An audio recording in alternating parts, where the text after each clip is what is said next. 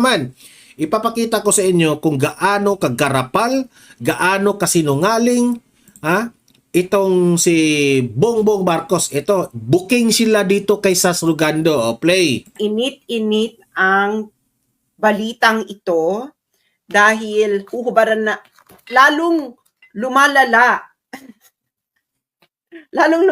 ang kasinungalingan ni Bongbong Marcos. Okay, i-share niyo muna ito dahil bago lang ito eh. Share, bago share. lang ito dahil Like, share. Kaka-release lang. I think this was yesterday. But this is yesterday, The Hague time. Okay, so Netherlands time. So hindi natin to nasubaybayan. Okay? Ito yung i-share nyo muna ito para malaman ng maraming tao ang ating chika. Okay. I-share ninyo ito dahil halata nang nagsisinungaling si Bongbong Marcos. Lalong lumalala ang kanyang Sinungaling talaga yan. kasinungalingan dahil may ebidensya. Hindi ito fake news. Kaya Claire Castro, tigilan mo na yung pagsisinungaling mo. Isa pa yan. Tigilan na sana ni Claire Castro ang kanyang pagsisinungaling at ni Bongbong Marcos. Okay, so sana yung mga sundalo at pulis makinig sa akin dahil niloko kayo ni Bongbong Marcos.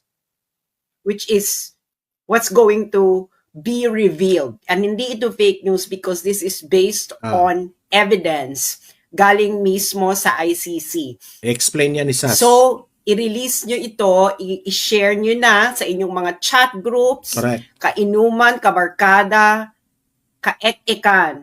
Ayan, para malaman ninyo kung nakikinig kayo, ha? Kung nakikinig kayo, yung mga sundalo at pulis, sana nakikinig kayo. Hindi ba? Dahil niloloko na naman tayo ng ating commander in Coca-Cola.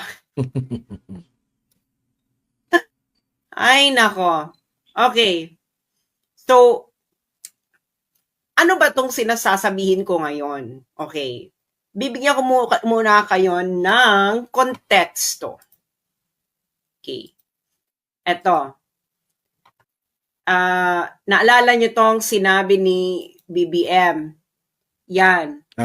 Ang sabi niya... Ito yung sa ano nagpa-press con siya after the arrest of Duterte. Okay natin, para makita nyo. Okay. Okay. So, ang sabi ni Bongbong Marcos, di ba kasi pinatanong siya, bakit mo sinurrender? Di ba, bakit mo sinurrender? Ang sabi ni Bongbong Marcos, Interpol asked for help and we obliged. Because we have commitment to the Interpol, we have to fulfill. Yan ang reasoning niya. If we don't do that, they will no longer help us with other cases involving Filipinos fugitives abroad. Yan sabi niya. So, sabi niya, may request kasi yung Interpol Kalokohan. Kaya, sinurrender. So, kaya ko sinurrender kasi may request yung Interpol. Kaya hindi natin ito ginawa, baka hindi na tayo tulungan ng Interpol sa mga fugitives abroad. Sinungaling. Ganon, hindi ba? Ganon ang eksena ni Bongbong Marcos. Correct. Okay. Ano ngayon ang tunay na nangyari? Ano na ngayon ang tunay na nangyari? Siyempre, meron kasing, kalalabas lang ito kahapon. Okay, kahapon. To. Straight from the ICC website. Okay.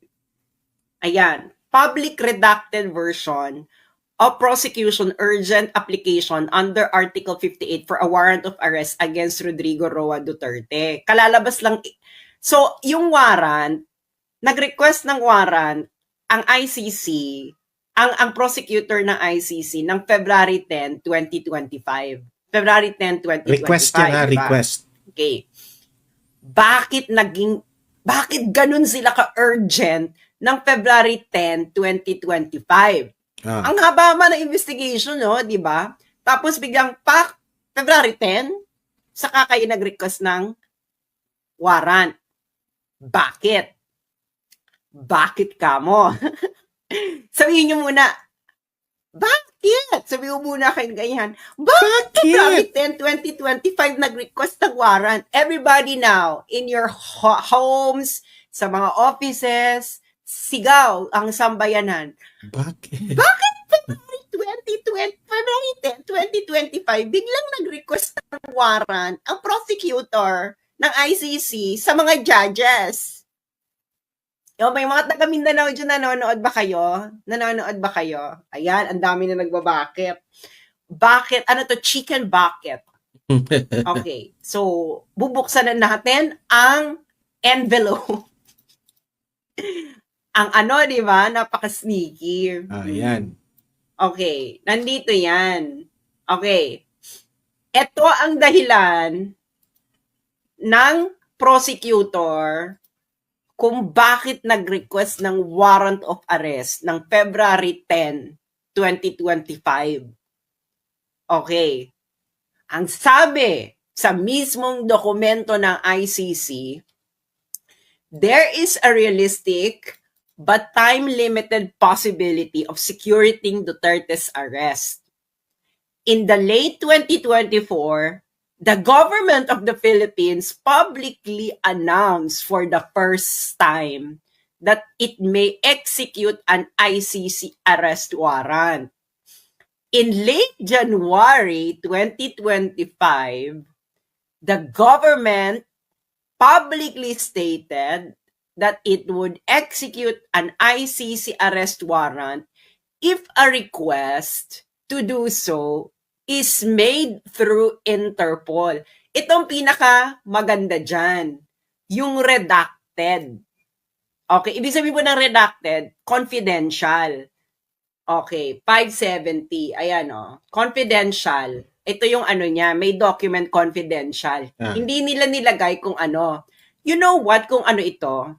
In the context of this paragraph, it is the government communication to the ICC. Correct. Communication ni BBM si Bongbong may salarin.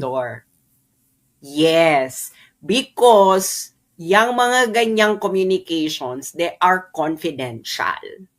Okay? Because they are diplomatic correspondence. Grabe. That's why it is redacted. Sabi ng ICC, okay. So nakita niyo yung reason ng ICC, di ba? Public statement ng gobyerno ni Bongbong Marcos at ang yan ang binasehan ng ICC. Suggestion noong January 2025 ni Bongbong Marcos ng gobyerno niya na i-execute namin ang ICC warrant. Basta i-request nyo lang via Interpol. Binigyan niya ng idea.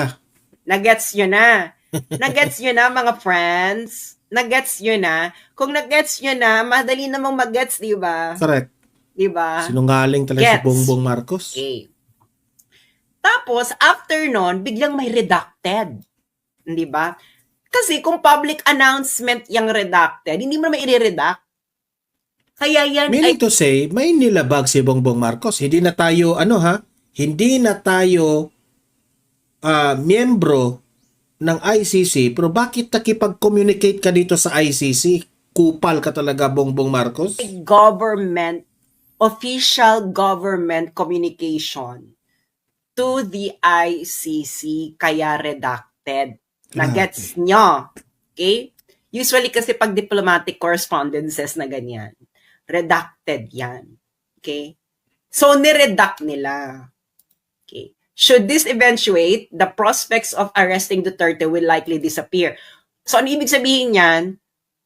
Kung mangyari ito, okay, should this eventuate, the prospect of Duterte will likely disappear. Ano yung dito sa redacted? Ano dito yung sa redacted? Correct. Magkatabing sentence Ano dito yung sa redacted? Ang sinabi ng ICC na should this eventuate. Ano yung ibig sabihin nun? Ibig sabihin na should eventuate, kung mangyari ito, ang possibility na ma-arrest natin si Duterte ay mawawala. Okay. So may sinabi ang Sa redacted. gobyerno ni Bongbong Marcos or anyone, okay? Si Bongbong Marcos, whoever, na nandito yan sa redacted.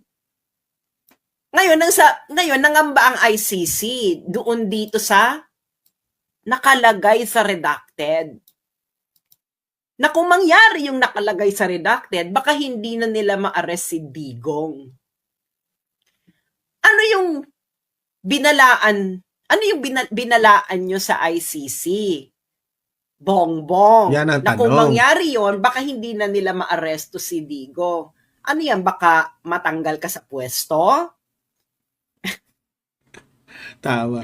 Kaya, nangamba ang ICC na kung mawala ka sa pwesto, ay baka hindi na nila ma-arresto si Analysis lang yun. No? Duterte. Kung anong sinabi niya dyan sa redacted.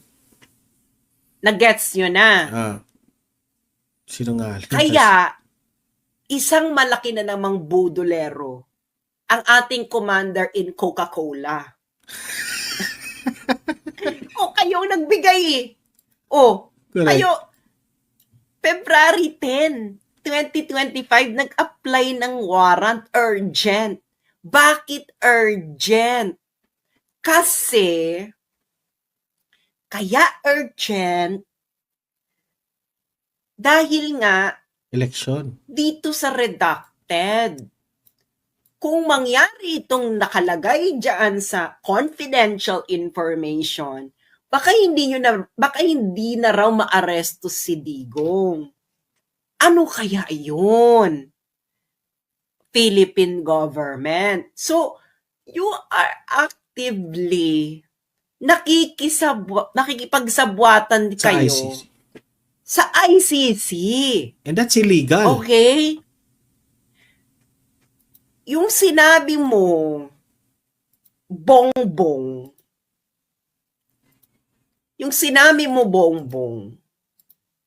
na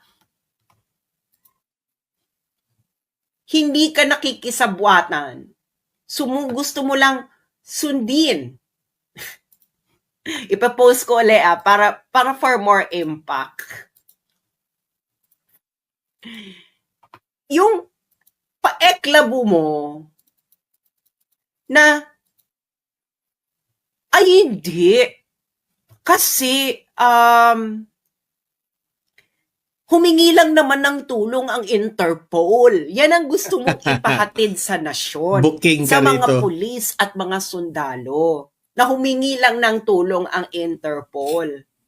Pero ang buong katotohanan na hindi nyo na maikukubli,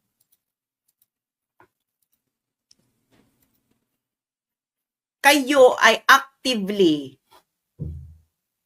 nakikipagsabwatan sa ICC.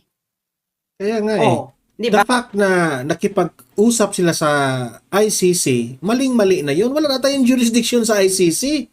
Tapos meron pang redacted dyan kung anong sinasabi ni Bongbong Marcos na confidential yan, na hindi dapat isa publiko. Ha? Sinabihan nyo pa ang ICC siguro, di umano, na kapag na bla bla bla, hindi na ninyo mahuli si Duterte. Di ba? Huli ka dito, Bongbong Marcos. Interested ako dito kasi hindi ito marireveal kasi this is a confidential information. Correct. Itong sa redacted. Okay? Kasi dahil sa redacted na yan, sa official government communication, sa ICC, nangamba ang ICC, ang prosecutor ng ICC. Naku, kung mangyari yung nakalagay sa redacted, baka hindi na natin maaresto si Duterte. Baka nga, nangangamba sila na baka mawala na sa pwesto si Bongbong. At yun yung nakalagay sa redacted. Na maybe there is a possibility na mawawala ka. At kung mawala ka, mawawala na yung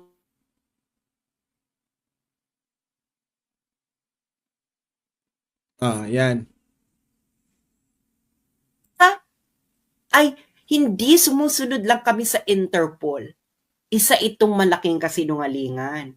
Sila mismo ang nagsabi sa ICC kung papaano gawin. Correct. Ngayon, kaya nila sinuggest na para sa Interpol, ito ay for public communication purposes. Para hindi lumitaw na actively talaga silang nakikipagsabwatan. So, kailangan mo ng middleman. Alam niyo yung gano'ng eksena, di ba? Alam niyo yan. Alam niyo yan. Halin tulad ko yan. Halimbawa, nanliligaw ka.